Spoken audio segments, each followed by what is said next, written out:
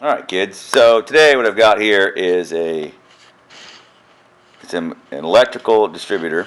Okay, this is off of a Dodge, probably a 318, but don't quote me on that. Okay, it is definitely a V8. So what I'm going to show you is how this business works. As you know, we have to have a switch. Now the switch on this piece is actually right here. This is the transistor. It sits on this ginormous heat sink.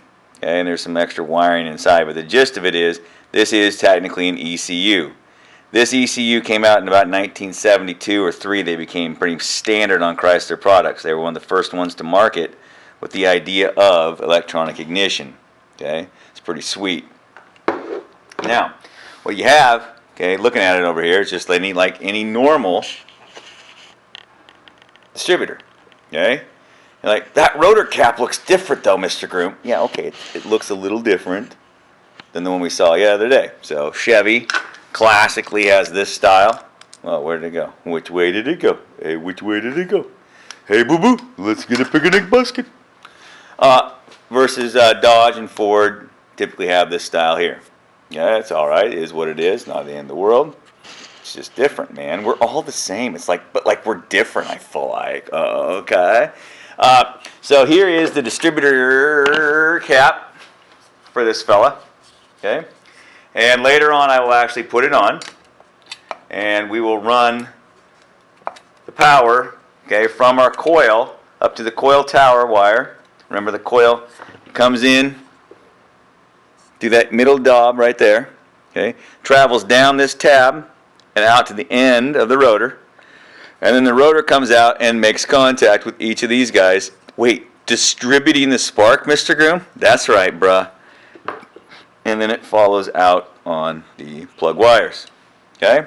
We'll set that off to the side for right now. Okay? For right now, we have the exact same setup as last week. Over here, we have our plug, which is grounded. Okay? It's going to make a spark, clearly, when I spin this distributor. Okay? Now, let's zoom in tight. Zoom, zoom, zoom, zoom, zoom, zoom. That's about as zoomed as I can get, Mr. Groom. I know. Let's focus, baby. Focus, you hippie. So this piece right here is the pickup. Okay, it is the pickup. These little points, as it passes by, as each one of these little points passes by, it generates a little current, a little signal. Okay? That signal will travel down these two wires here.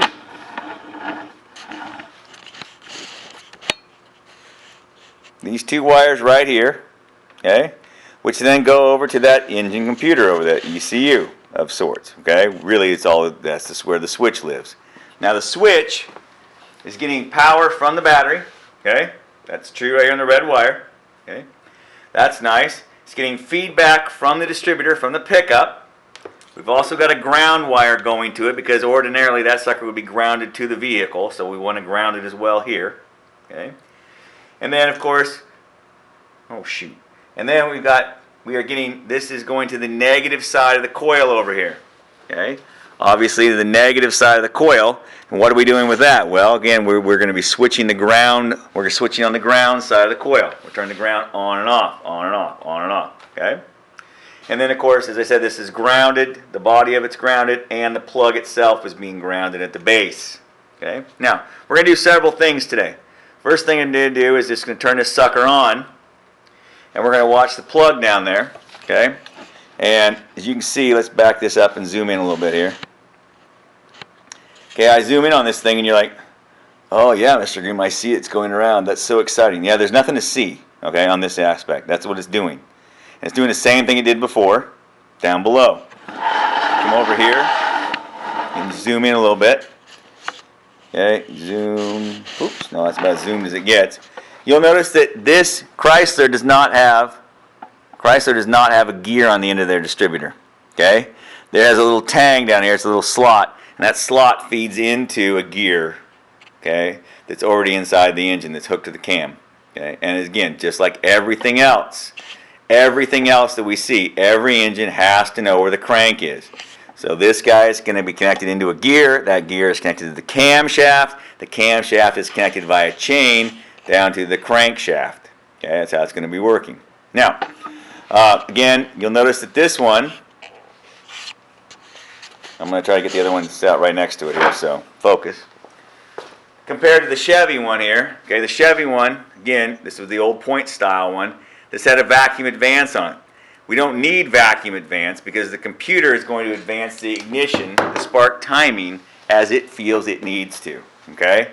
And so what it's going to see is based on, again, how fast these dudes go by. We're going to look at the signal on the oscilloscope here in a few minutes, and you're going to be able to see that. That's what these two wires here are doing. They're back probing that, and we're going to look at that signal that is generated. Okay. I will say this, fair warning, I can kind of draw it out. I mean, I can spin it like this. It's really hard to spin this sucker at a constant rate. So even though I try really hard to spin it at a constant rate, on the oscilloscope, you can see that I am not doing it at a constant rate. Okay. It's not going to be perfect. Okay. Now let's see if we can zoom in on our, oh fart. Did I just ruin something? I hope not. So let's focus in on our, zoom in on our plug down there, see if we can get that thing to fire in and be in focus. Let's kill the lights maybe and see if it works better in the light, in the dark rather. Okay. I don't know if that's going to be better or worse or just different.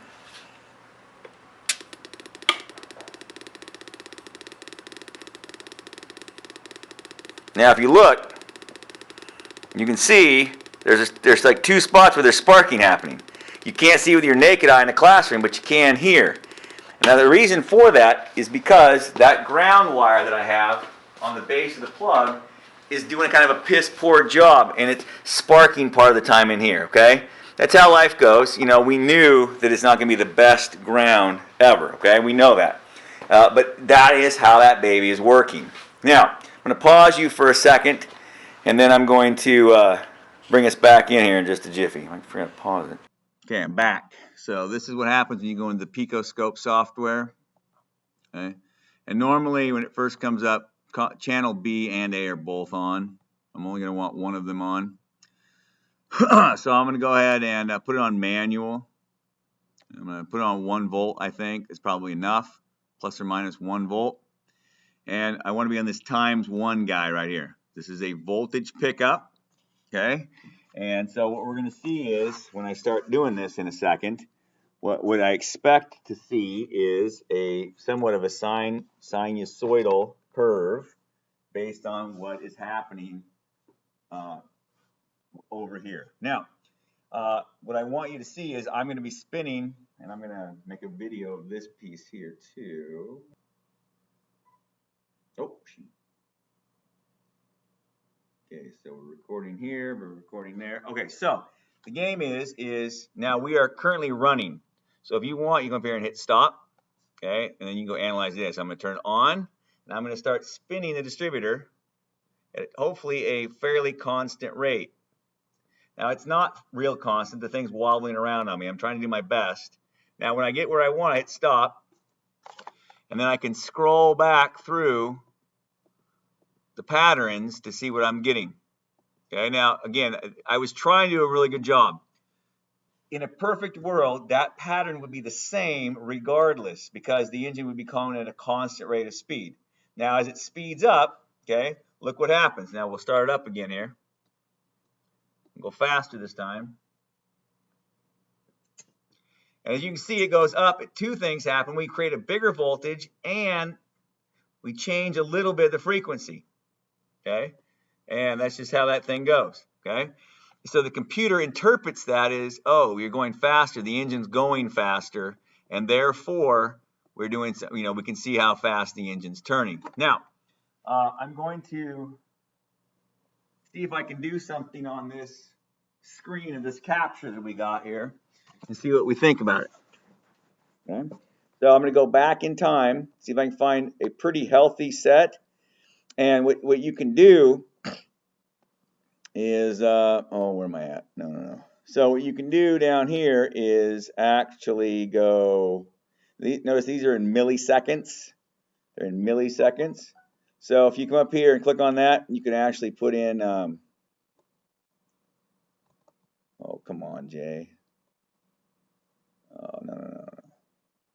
Come on. No, you did it back. You did it wrong, stupid.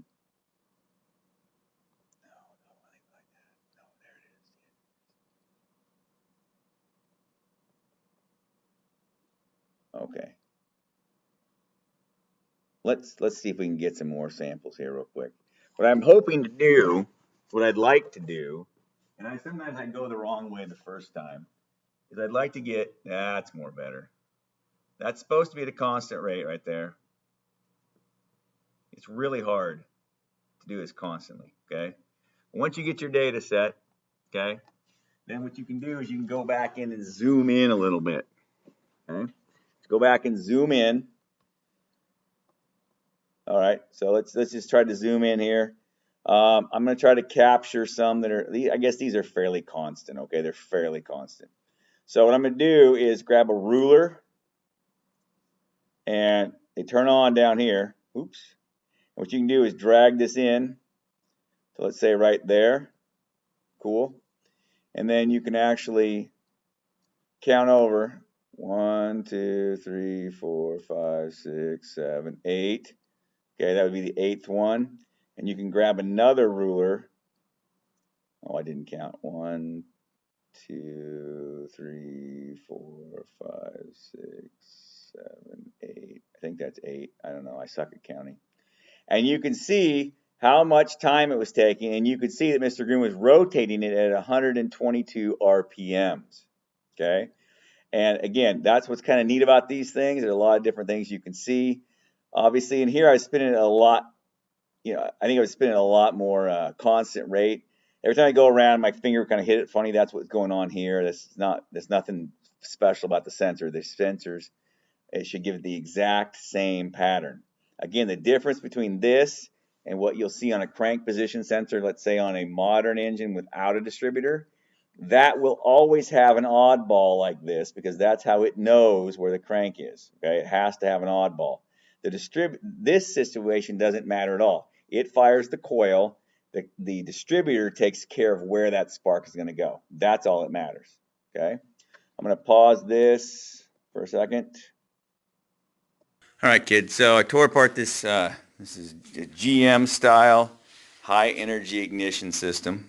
Okay, the coil sits up underneath this cap up under here. Okay, this is an all one piece unit. It's very cool. Okay, so what you'll see coming into it, there'll always be a hot wire and a ground wire coming into the thing. Always. Okay, just always. What does that mean to me? Well, it means to me that inside of here is where the switch must live. So just like on the other one, see these little teeth right here? Those little teeth in there, that guy right there and that guy right there, there's 8 of them. That is the trigger wheel. That's the same thing that we saw in the Dodge one over there. So as it goes past this guy right here, this guy right here is the pickup sensor in this guy. That's how it works. So the switch is in here. When it sees that pickup, it shorts it breaks the ground, and then it discharges the coil. Again, the coil sits up here on top, so the wire comes up to where the coil is. And I'll show you where the wires are there over on this other side over here. It comes up where this coil is. Okay. It comes up in where the coil is, and then the coil then sits right on top of this button right in here. Then the fire comes out through here, and then it's again distributed around to each one of the plug wires, and then out to the plugs. Okay. But again, the process is the same. You must know where the crank is. That's what these teeth are telling us. Okay. When they go past the magnetic pickup, this in here is where the switch lives. This is what's doing the switching on this thing to fire it. Remember we talked before on the other GM that had a mechanical advance setup? Okay, this is the mechanical advance setup for this one. Same principle. What's going to happen is right here, this piece bolts onto this guy. As it bolts onto it, it's going to, as it spins faster, these arms kick out, and that's going to turn this cap a little bit relative to the distributor cap, and it's going to make the spark happen quicker at each point. Also, it has a vacuum advance, which again will pull this base plate towards us, and what that does is it moves the trigger wheel relative to where the pickup is. Okay, and therefore it's going to have it pick up sooner. Okay, give you a little more of an advance on the timing. Again, very similar, just a hair different, just like all of us people. I was just trying to put this coil on. This top piece just popped off of it, and you're like, "Oh, good job, stupid." Anyway, here's what the coil looks like. Okay, clearly we got the ground here. Clearly you're charging it up. These are, of course, when you look at it, when you're thinking to yourself, "All right, what are these guys?" These guys are your primary windings. Yes, those are your primary windings. Where does your secondary go? Well, your secondary obviously is hooked to the positive side of it, The negative side of your secondary, of course, where does it go? It goes to the coil tower and then out to the spark plug. That's all, folks.